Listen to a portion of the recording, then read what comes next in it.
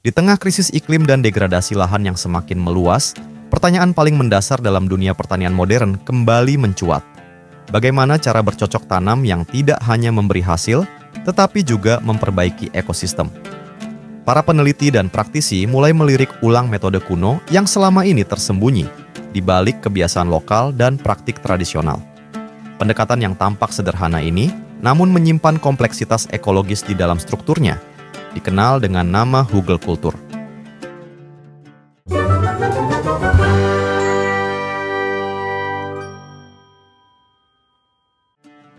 Metode ini bukan sekadar cara bertanam.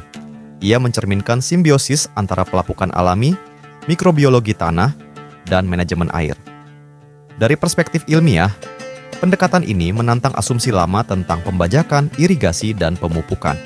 Ini membuka ruang diskusi tentang bagaimana material organik yang terdegradasi perlahan bisa menjadi solusi jangka panjang untuk keberlanjutan tanah. Namun, seperti semua teknik yang berasal dari tradisi dan bukan dari laboratorium, metode ini menyisakan pertanyaan, seberapa efektifkah ia dalam kondisi berbeda? Apakah ia cocok diterapkan di berbagai zona agroklimat atau hanya relevan di lokasi tertentu?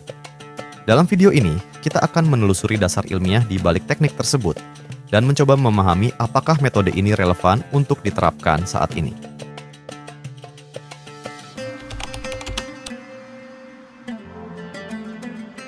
Apa sebenarnya hugelkultur itu? Secara harfiah, istilah ini berasal dari bahasa Jerman yang berarti budaya gundukan atau budaya bukit. Teknik ini melibatkan pembuatan bedengan tanam dari tumpukan kayu, ranting, dedaunan, dan bahan organik lain yang kemudian ditimbun dengan tanah. Sekilas, tampak seperti bukit kecil yang ditanami tanaman di atasnya. Namun, di balik kesederhanaan bentuknya, terdapat proses biologis kompleks. Dekomposisi lambat bahan organik menghasilkan panas, menyimpan air, dan memperkaya tanah dengan nutrisi. Semua terjadi secara alami, hampir tanpa intervensi tambahan. Konsep hugelkultur banyak diadopsi dalam prinsip permakultur, karena kemampuannya menyimulasikan ekosistem hutan alami. Ketika pohon tumbang dan membusuk di lantai hutan, mereka menciptakan lingkungan mikro yang ideal bagi tumbuhan lain untuk tumbuh. Hugelkultur mereplikasi proses ini di lahan pertanian atau pekarangan. Kayu yang membusuk bertindak seperti spons, menyerap air hujan, menyimpannya, lalu perlahan melepaskannya ke akar tanaman di musim kering. Selain itu, struktur gundukan menciptakan variasi mikroklimat dan aliran udara yang mendukung diversitas hayati. Secara ilmiah, hugelkultur menarik perhatian karena beberapa potensi manfaatnya. Peningkatan kapasitas retensi air, pengayaan karbon tanah, hingga pengurangan kebutuhan irigasi dan pupuk eksternal.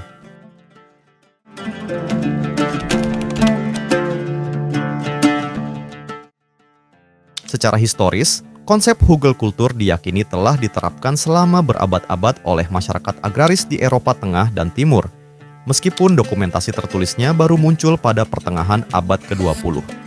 Teknik ini awalnya diamati sebagai praktik lokal. Petani memanfaatkan limbah kayu dan bahan organik di lahan pertanian untuk membentuk bedengan alami yang tahan lama dan subur.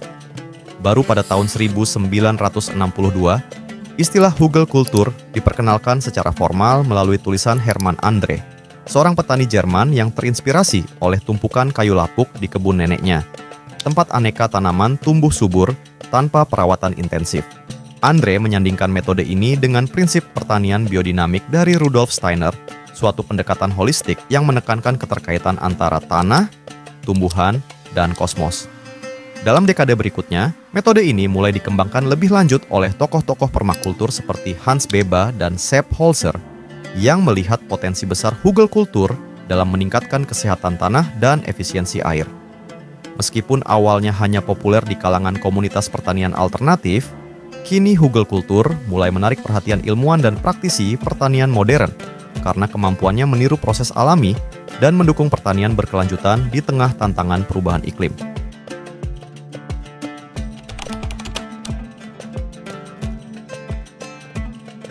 Cara kerja hugelkultur sangat erat kaitannya dengan dinamika biologi tanah dan manajemen sumber daya organik.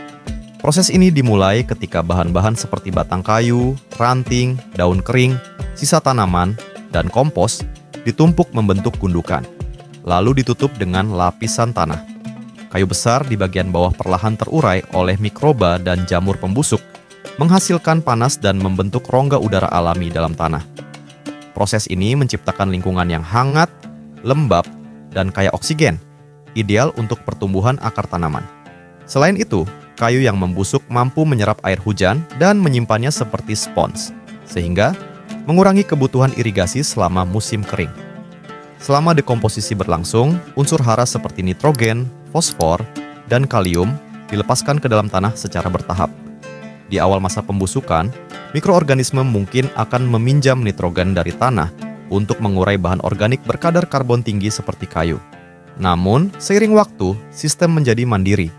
Keseimbangan antara karbon dan nitrogen tercapai, dan tanah menjadi subur secara alami.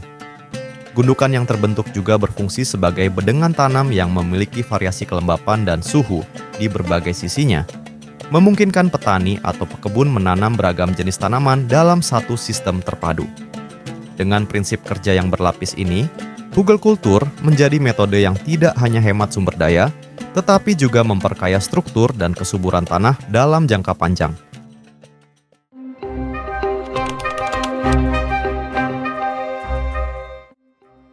Penerapan teknik hugelkultur dimulai dengan pemilihan lokasi yang tepat, biasanya pada lahan dengan drainase buruk atau tanah yang kurang subur.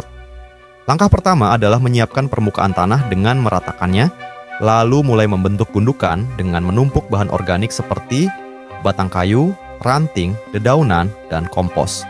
Ukuran gundukan bervariasi, namun pada umumnya tinggi ideal gundukan berkisar antara 1 hingga 1,5 meter, dengan lebar sekitar 1 hingga 2 meter. Ketika menumpuk kayu, disarankan untuk menyusunnya secara acak dan tidak terlalu rapi, agar menciptakan celah-celah udara yang meningkatkan sirkulasi dan membantu proses dekomposisi. Lapisan terakhir berupa tanah yang ditutup di atas bahan organik tersebut menciptakan tempat bagi tanaman untuk tumbuh. Salah satu teknik penting dalam penerapan hugelkultur adalah penempatan gundukan di sepanjang kontur lahan atau mengikuti arah kemiringan tanah. Hal ini penting untuk memastikan bahwa air dapat meresap merata ke seluruh gundukan tanpa terkumpul pada satu sisi. Selain itu, posisi ini juga membantu menghindari erosi dan memastikan distribusi kelembapan yang lebih baik. Setelah gundukan dibentuk, tanah dibiarkan selama beberapa bulan untuk proses dekomposisi awal, meskipun beberapa petani memilih untuk langsung menanam setelah lapisan tanah tercipta. Dalam aplikasi praktis, hugelkultur dapat digunakan untuk menanam berbagai jenis tanaman, terutama tanaman yang membutuhkan banyak air di awal pertumbuhannya, seperti zucchini, tomat, dan kentang. Teknik ini juga cocok untuk pertanian berkelanjutan, di mana pemanfaatan sumber daya alami menjadi fokus utama.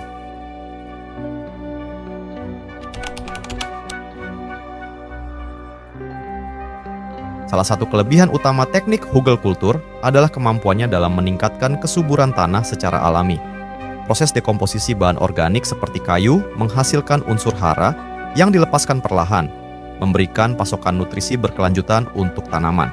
Selain itu, struktur gundukan yang terbentuk menyimpan air dalam jumlah besar, yang sangat bermanfaat di daerah dengan curah hujan rendah atau musim kemarau panjang.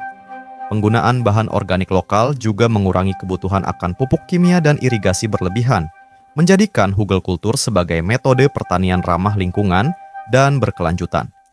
Namun, ada beberapa kekurangan yang perlu diperhatikan. Salah satunya adalah proses dekomposisi kayu yang berlangsung lambat, yang dapat menyebabkan kekurangan nitrogen dalam jangka pendek, karena mikroorganisme yang menguraikan kayu memerlukan nitrogen untuk proses tersebut. Ini dapat mempengaruhi pertumbuhan tanaman pada tahap awal, sehingga dibutuhkan perhatian lebih dalam memilih jenis tanaman yang cocok pada awal penggunaan bedengan. Meskipun hugelkultur efektif untuk tanaman jangka pendek, teknik ini mungkin kurang cocok untuk tanaman jangka panjang seperti pohon buah, karena perubahan struktural tanah yang dapat mengganggu perkembangan akar tanaman tersebut.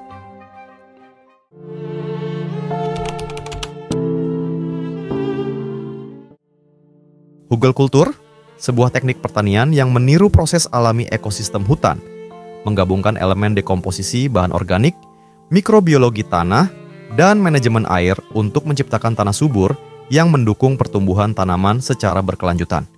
Teknik ini melibatkan pembuatan bedengan tanam dari tumpukan kayu, ranting, dan dedaunan yang kemudian ditimbun dengan tanah, menghasilkan gundukan yang mampu menyimpan air, memperkaya tanah dengan nutrisi, dan menciptakan mikroklimat ideal untuk pertumbuhan akar. Teknik ini, meskipun cocok untuk pertanian berkelanjutan, harus diterapkan dengan mempertimbangkan kondisi tanah dan iklim lokal untuk memaksimalkan manfaatnya. Jangan lupa like, share, dan subscribe untuk konten menarik lainnya. Sampai jumpa di video berikutnya. Salam hijau.